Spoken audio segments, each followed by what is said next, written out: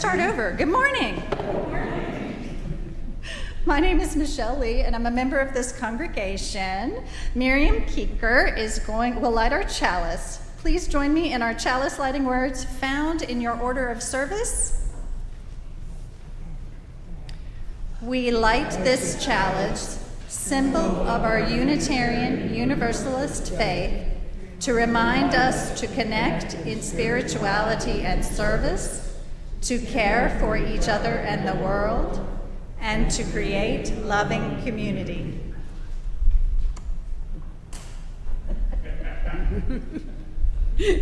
Good morning. My name is Marie Hauk.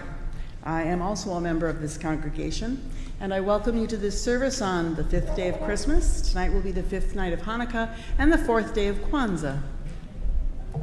So lights all over. Unitarian Universalists believe that each person has a trustworthy relationship with the Spirit, with the Holy, with the source of all life, with what some call God, though we name it and know it differently. And we believe that because we are interconnected, nobody is free until we all are free. So we strive to build beloved community here on earth, in our fellowship with one another, and in our work for justice. Whether today is your 1000th Sunday in our midst or your first, we are stronger because you are here with us. We are one people of many beliefs, many origins, sexualities, and genders. We are all growing, all learning, all loved. Our ministry team here at UUCG is Cindy Dillard, our Director of Children's and Youth Ministry, Julie Hamilton, our Congregational Administrator, Colin McCrae, our Director of Music, and Reverend Sadie Lansdale, our Minister. As you can see, this morning's service is set up a bit differently, and this is something I always enjoy because I like being able to see all these faces while I worship. So welcome.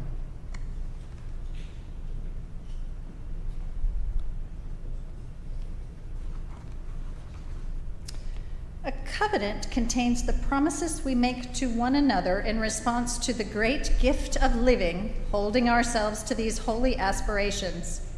Will you join me in our church covenant?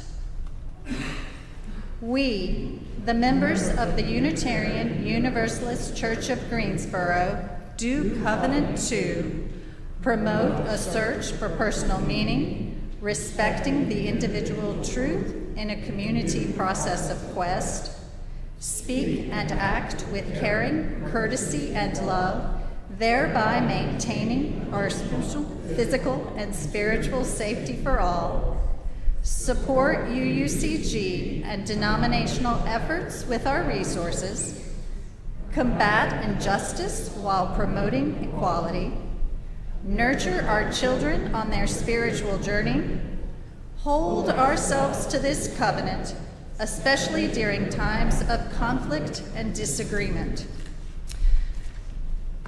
Hey, Marie, what's that opening music? Because what's printed in the order of service might not be correct. You're right, it's not correct. What is the number for when our heart is in a holy place? Do you have it out, Pam? I can find it. We want to sing When Our Heart is in a Holy Place, and we'll figure out the correct number. It's in the teal hymnal. 1008. That is undoubtedly my mistake. Thank you, Maureen, for picking the music, even if we didn't get the correct number. Please join in our opening hymn song in the teal hymnal 1008.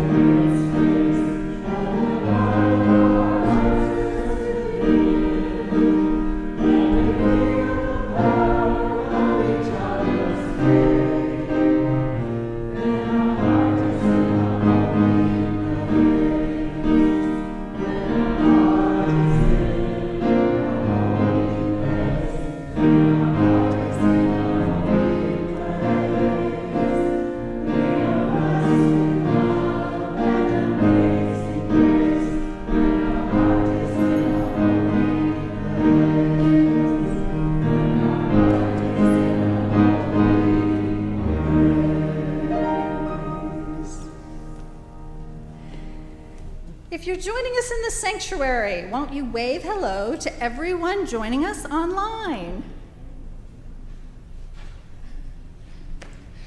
If you're online, go ahead and introduce yourselves in the chat. If you're in person, let's greet our neighbors. Hello, neighbor.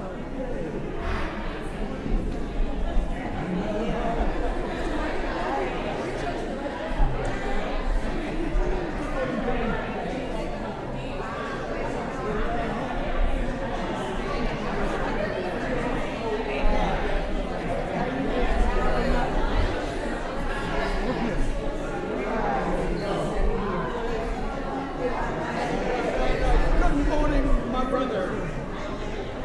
I'm just trying to get to my seat.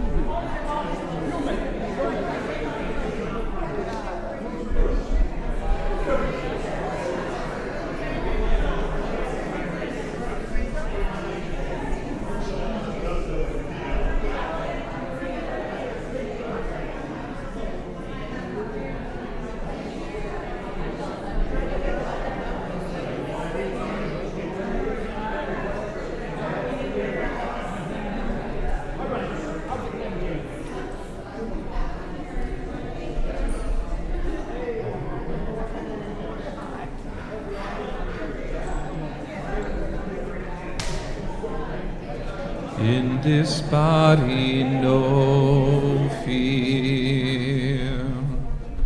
In this body, safety. In this body, greatest happiness. In this body, deep peace. In this circle. In this circle, no fear. In this circle, safety. In this circle, greatest happiness. In this circle, deep peace. In this city. In this city, no fear. In this city, safety. In this city, greatest happiness. In this city, deep peace.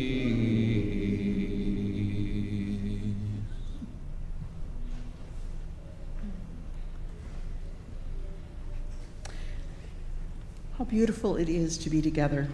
We gather in gratitude this morning, turning our hearts to thanks and praise for the gift of living in the presence of the Spirit that animates all life, and in the knowledge that we are connected to all that is, all that has been, and all that will be. During these, let me remind you, please turn off your cell phones if you haven't already. I think I have. Yeah, I have. During the next few moments of silence, you can focus on something you're grateful for, or someone you're remembering especially today, or just the sensation of your chair supporting you. Will you find a comfortable place in your seat and take a few easy breaths as we settle into our silence?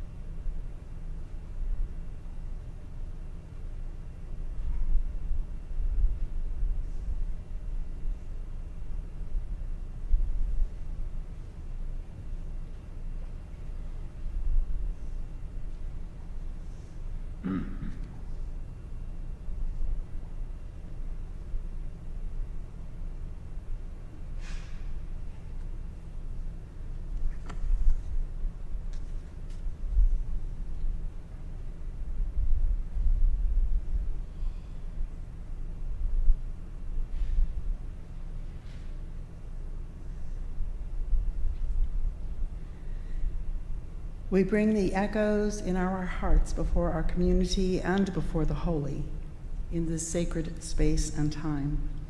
If you're online, this is a time to share your joys and sorrows with one another in the chat. If you're in person and you have a milestone you would like added to our prayers, you can fill out the yellow card, which is in your order of worship, and the ushers will collect it from you. If there's a joy in your heart, place a plant in the vase. If there's a sorrow, place a stone in the bowl. You may light a candle of prayer and presence for someone you're holding close to you. And if you're not sure how you're feeling, or maybe you're feeling a little antsy, there are pipe cleaners in the back to fidget with, mandalas to color. Or you may have brought your own needlework. Feel free to do that during the service. In church, we practice becoming more fully human. This is our time to take stock of how we arrive here and to take what we need, knowing that the table is set for us all.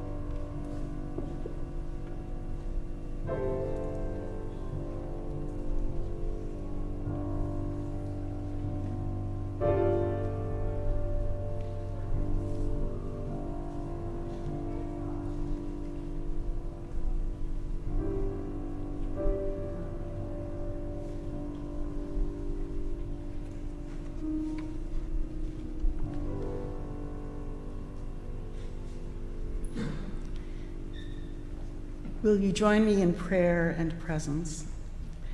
We name aloud or in the chat those people on our hearts, living or dead, near or far, that this community might hold them in love.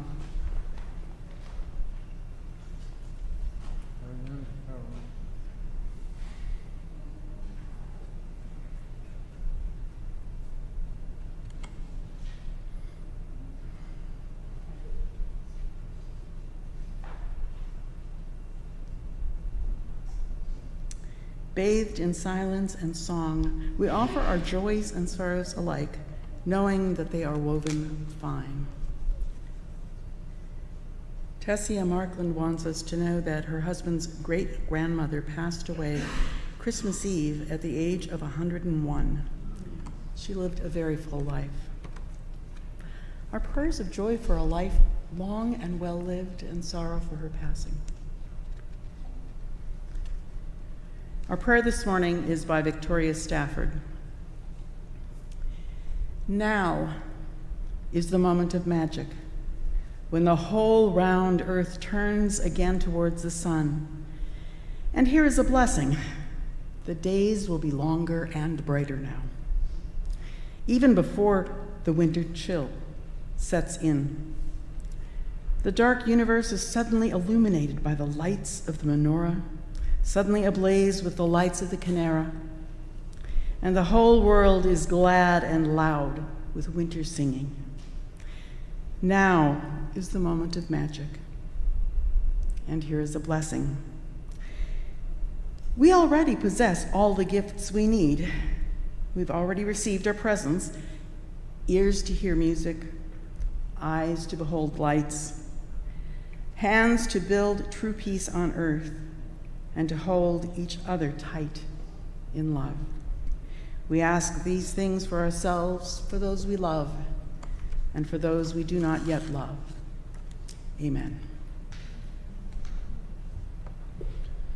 In this body no fear, in this body safety,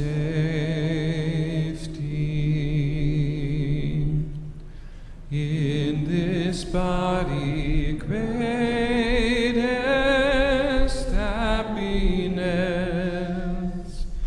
in this body deep peace, in this country. In this country no fear, in this country safety,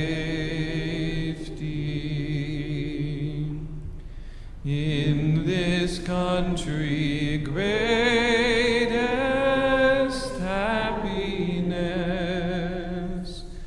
in this country deep peace,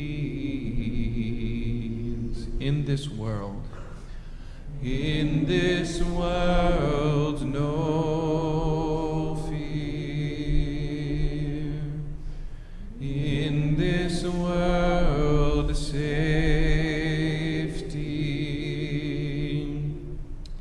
in this world greatest happiness, in this world deep peace.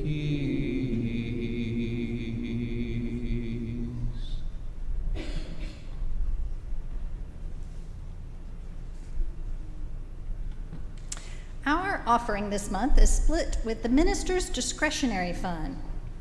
Needs are high. We help with medical bills, rent, groceries. We stave off hunger. We get people their meds. We forestall eviction. We provide a rest and respite from financial distress until the paycheck comes in. You make this giving possible. If you'd like to make a contribution for our offering to be split with the minister's discretionary fund, you can do so at the link in the description in this video. You can also mail a check. Ushers will come forward to collect the offering, which will now be gratefully received. From you I receive, to you I give, together we share, and by this we live.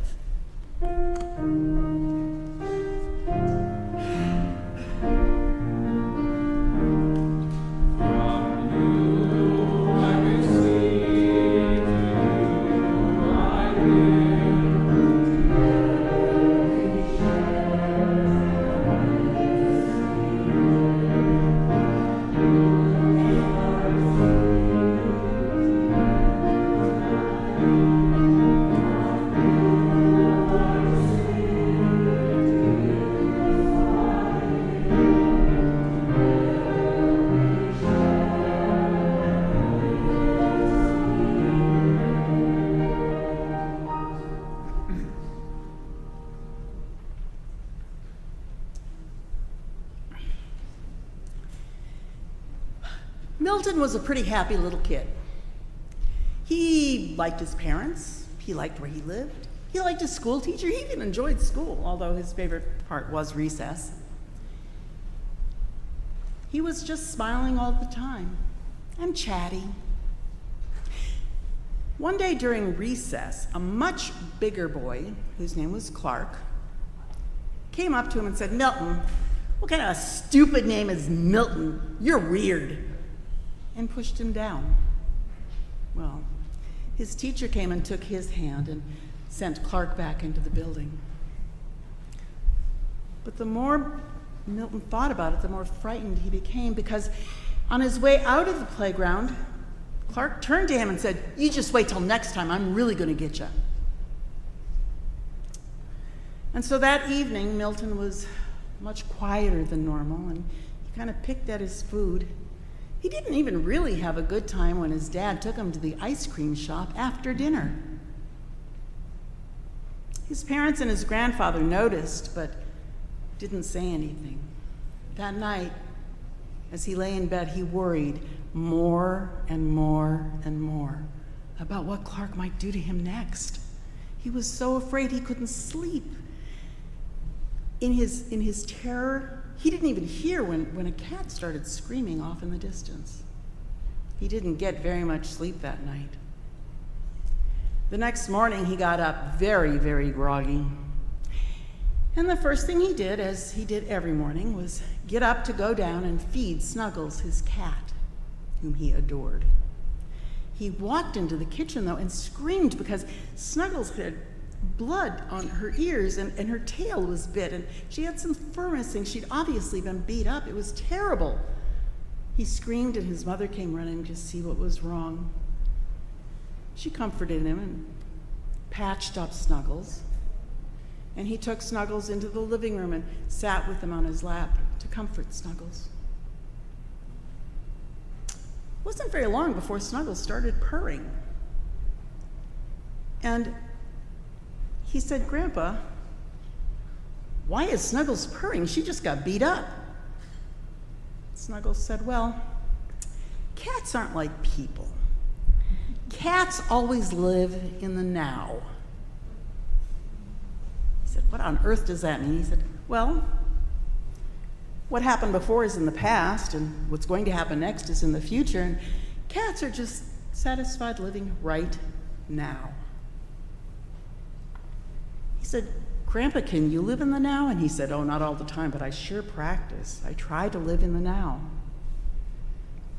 "We can tell that something's been wrong with you. Something's been disturbing you. What is it?" And so he told Grandpa about Clark, about getting pushed down on the playground, and about how scared he was and how worried he was. And Grandpa said, "Well, when did that happen? Is that happening right now?" "Well, no, don't be silly. Of course not." "Well, that was when.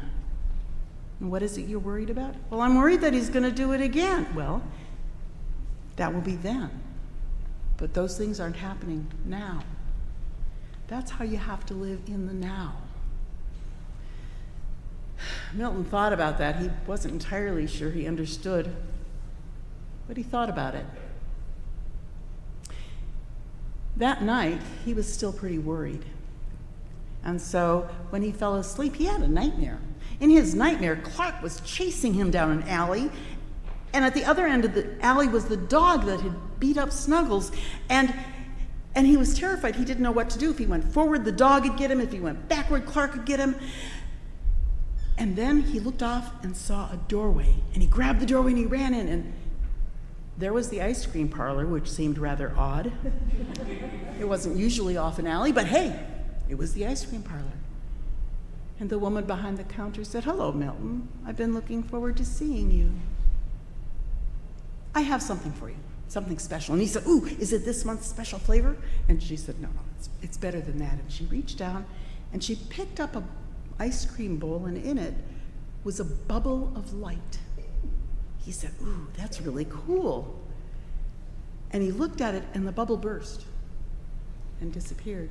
He said, "Where did it go?" And she said, "Well, the bubble doesn't like being looked at directly, so it bursts, but but it's still here. You just have to look around. He said, "Are you sure?" And she said, "Yeah."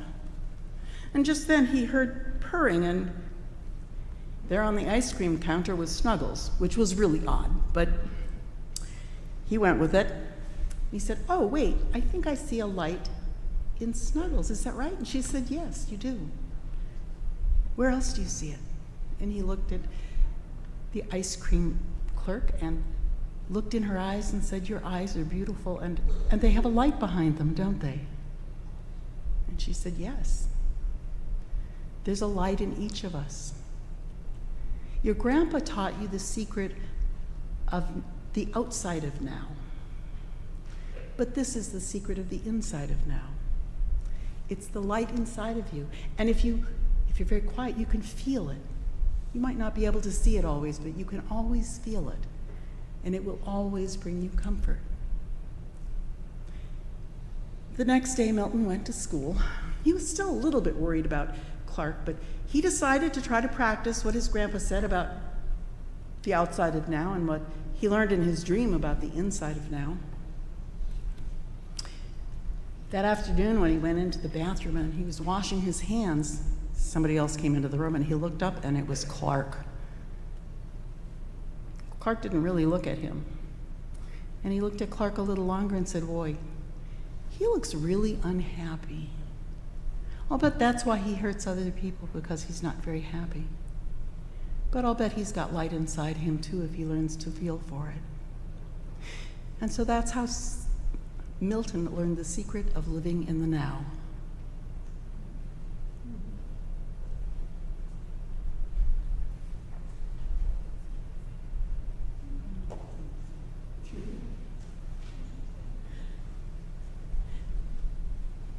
Please join us in singing "Find a Stillness," number 352.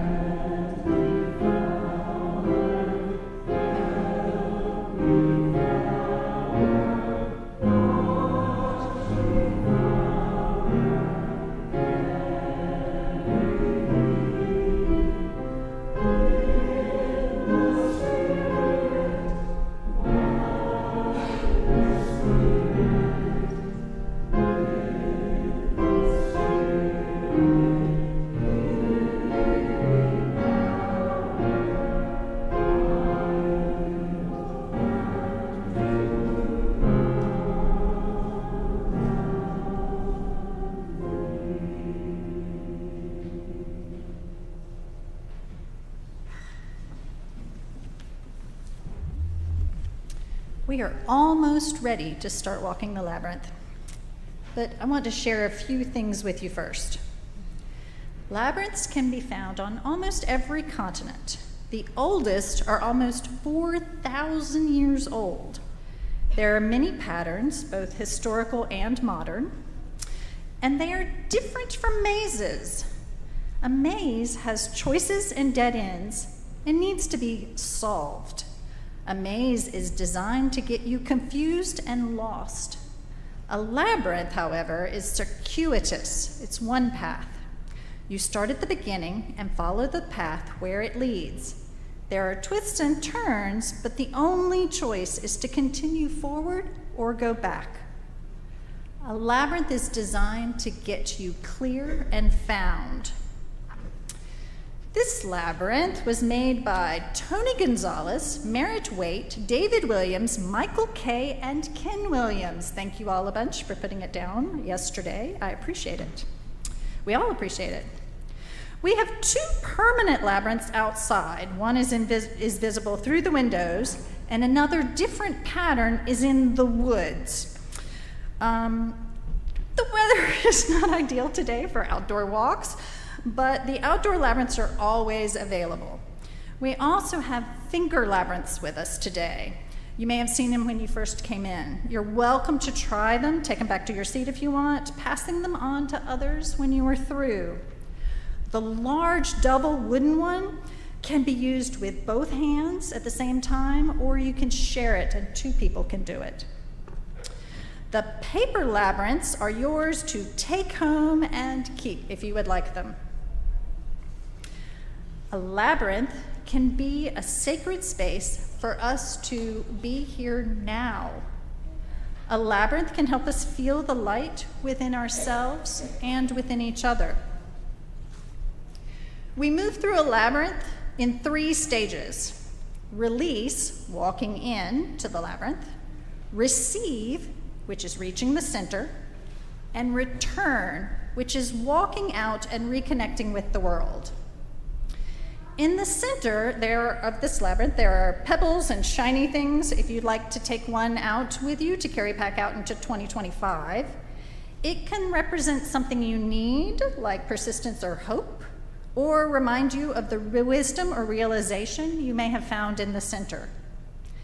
If that's starting to sound like too many different things, remember, you can just walk and be open to your own experience. Anything in the labyrinth can be a metaphor, including boredom or petty annoyance. So there's no reason to worry about not getting it. Insights in the labyrinth can come in many forms. Today, with this number, after everybody's gone through once, you are welcome to re-walk it. Walking once is sometimes not enough. Find your own natural pace. Be mindful of the people around you, and remember, the labyrinth is a two-way street. You may be focused and keeping your eyes cast down, or you may feel moved to smile as you pass. Do what is natural between you.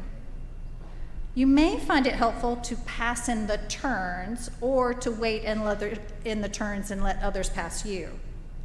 There is no right or wrong way to walk a labyrinth. We're going to hold this sacred space for each other without overwhelming expectations or judgments, and witness with soft eyes. Near the end of our time together, we will sing our closing hymn, number 1057, Go Lifted Up.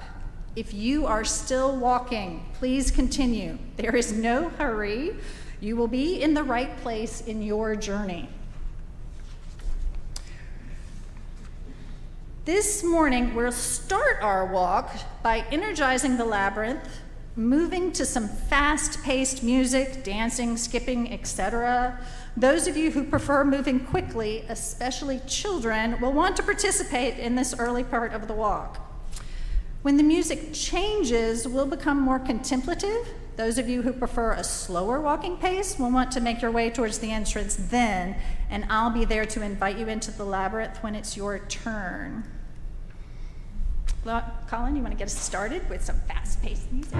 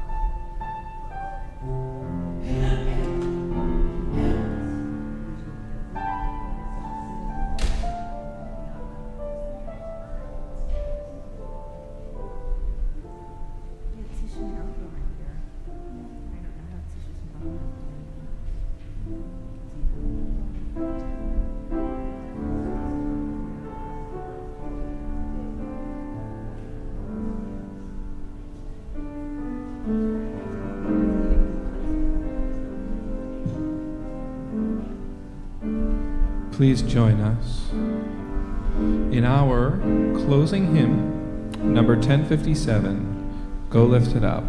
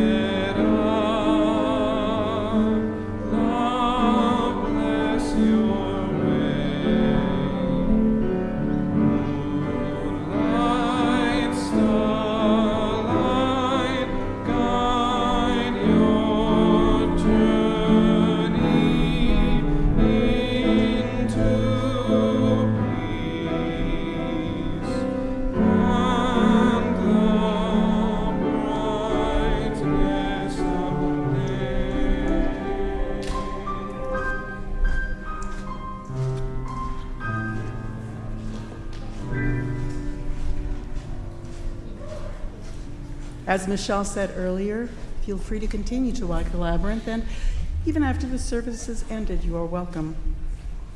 Please join me in our chalice extinguishing words. We extinguish this flame, but not the light of truth, the warmth of community, or the fire of commitment.